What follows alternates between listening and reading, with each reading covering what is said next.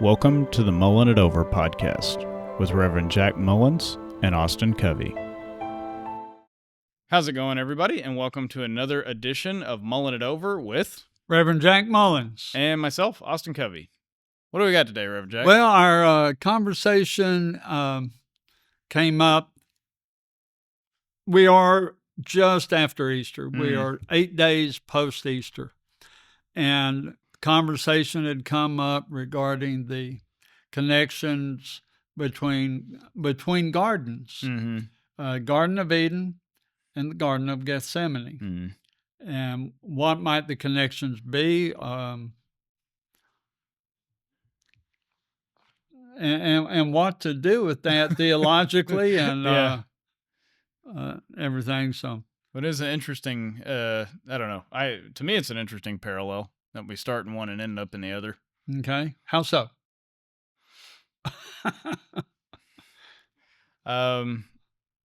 To dive full into, like, if you read the Bible and just say, like, this is what the story says, right? It's that we start in the Garden of Eden and then we mess up, air quotes, right? We being humans as a general species, and get kicked out of the garden, and then ultimately where Jesus ends up, where he kind of has to own that he's going to be the redemption. There is a persistent debate about at what point did Jesus know who he was. But also, even if he is aware of who he was, right, we see him in the garden praying, and he's like, if I don't have to do this, that'd be great. Yeah, I'd just as soon not. Right. But acknowledging that. Right.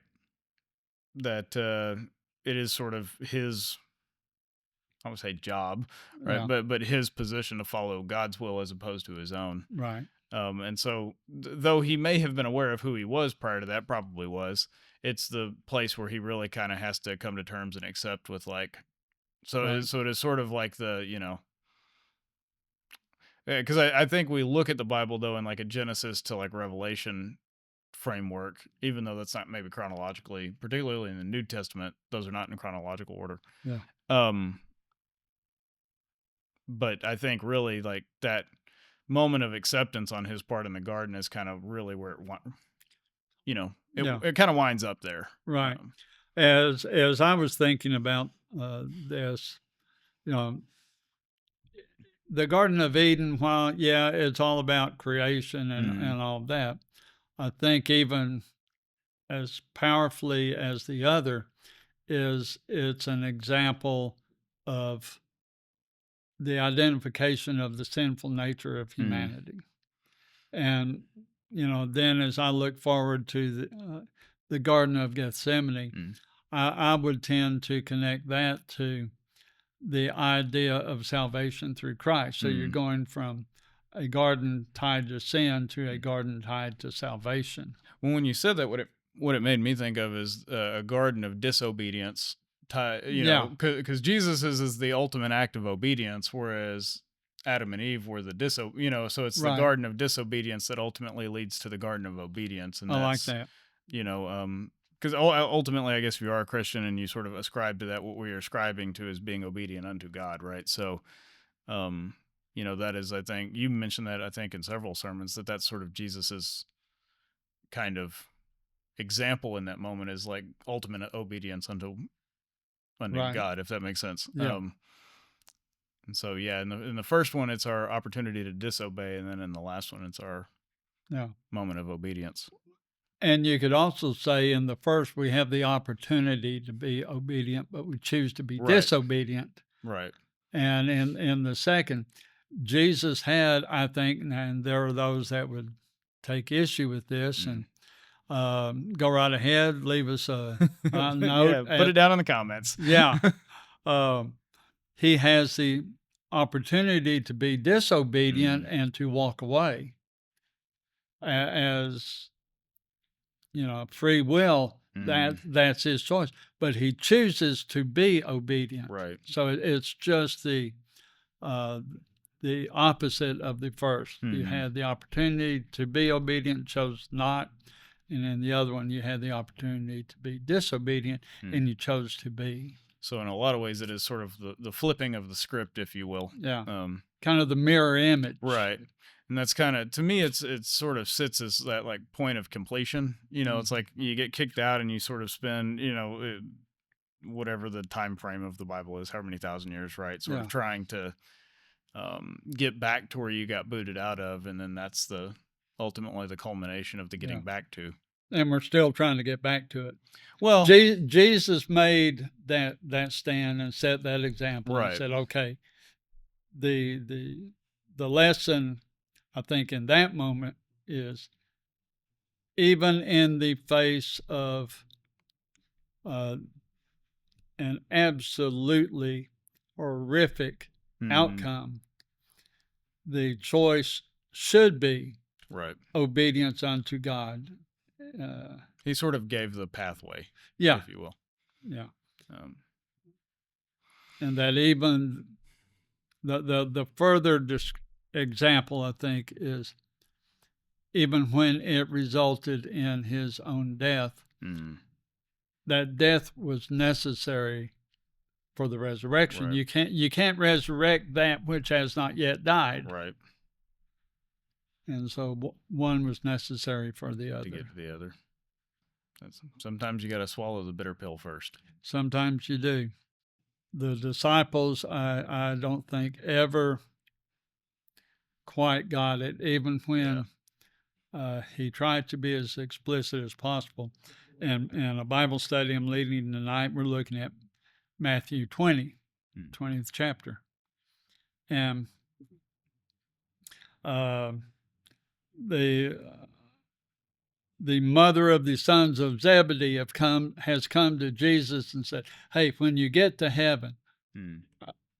put put my One, sons on either yeah. side. Let them be your right and left hand Mm. men." And he says, "It is not for the Son of Man to do this. That Mm. is for the Father of the Son of Man." And I wonder, and a question I'm asking of the group is the ambiguity of speaking of himself through Matthew in the third person Mm. rather than saying, "That's not for me to Right. decide," and using first person Mm. pronouns instead of a referent. Could that have clarified some of that? I don't know that he speaks in the first person all that much, though. No, he doesn't. He does a lot of third person speaking. And that's what I'm saying. Did that contribute to the lack of clarity on the Mm. part of the disciples sometimes? I don't know. I wondered originally if it was a culture, like if that kind of thing was more culturally normal, but then they wouldn't have been confused. So maybe not. Yeah. Um, And it could be a, uh, a literary mechanism by which mm. Matthew was trying to drive home the point that Right. this is who and what Hmm. Jesus was and is. So is that even in that context? Is that even actually how he said it, or are we just using it as a literary device? Correct. Yeah, Yeah. that makes sense. I hadn't thought of it in that way, but I thought sometimes maybe he spoke in ways that were intentionally somewhat confusing because he was trying to make them think a little bit. But Well, there's that, and I would suspect that there was a need at some level to, uh, speak in parables. Not only you can convey a message in a different way, mm, but you can also hide a message right, from certain authorities. I suspect that's why in the Revelation certain imagery was used mm-hmm, because the primary audience of the first century Christians would understand what right, the symbolism meant to them in that day, and the Romans might, probably didn't. Yeah. wouldn't get it. So if you're talking about the Romans, it's good to be. Yeah, you use a shorthand, Mm-hmm, kind of like Pig Latin. right. So, Um, maybe wasn't speaking about things happening super far in the future. Maybe he was speaking about things happening right then. yeah. Um, And, uh, you know, when someone we love is speaking of their own impending death, Mhm. we will do all kinds of mental and emotional gymnastics Right. to avoid Coming to terms with coming that. to terms That with it. is true. And that idea of the reach from um, the garden of disobedience to the garden of Mhm. obedience is, I think, a very, very interesting connection. That'll I guess preach. I'll Yes. leave that to you. Ironically, the original pathway for that thought came from there's a song by a guy named David Crowder called Back to the Garden. We actually used it in a Yeah. Lent thing. And I don't know that he was making that connection. I don't exactly know. I'd have to go back and read the lyrics. I don't exactly know what connection he was making, but because we used it during Lent, it sort of prompted that thought Right. of Right. Right. back to the, we're going to this garden, back to that, you know what I mean? And that kind of spun up the Yeah. thought train and went from there. Yeah. Kind of full circle. Mm-hmm. Yeah. I made the observation one time that even in the Revelation, but throughout Scripture, um, the cycle of events is kind of like a slinky. Everything just kind of Right. keeps spiraling, moving forward, Mm-hmm. but still in a spiral. I think you used the Slinky graphic in a sermon, didn't you? Remember we Probably. played that video? It was the Slinky coming down the stairs. I don't Yes. remember. I don't remember Yes. exactly what the context was, but I think that's what you're talking about. Was Yeah. how it kind of always comes back around. Yeah. What goes around comes around. Mm-hmm. Some traditions refer to that as karma, Right.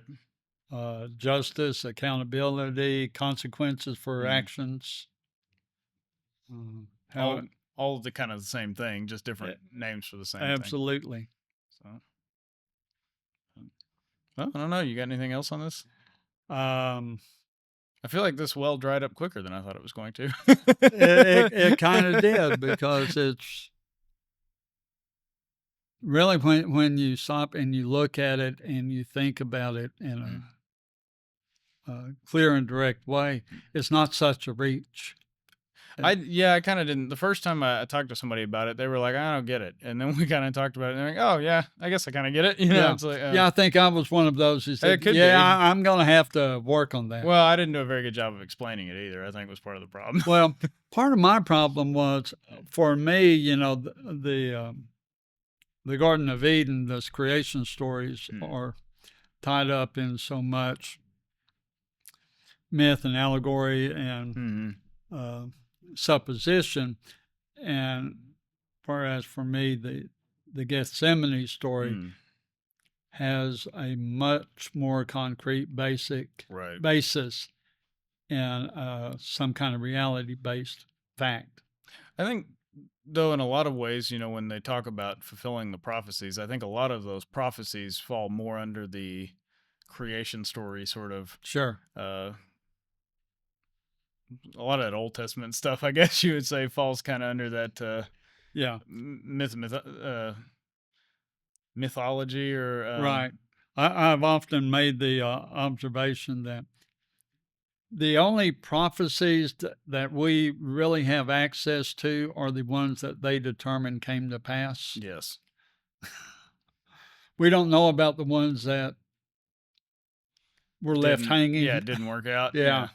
We'll just ignore that and won't talk about that one. I've always thought that about, you remember when,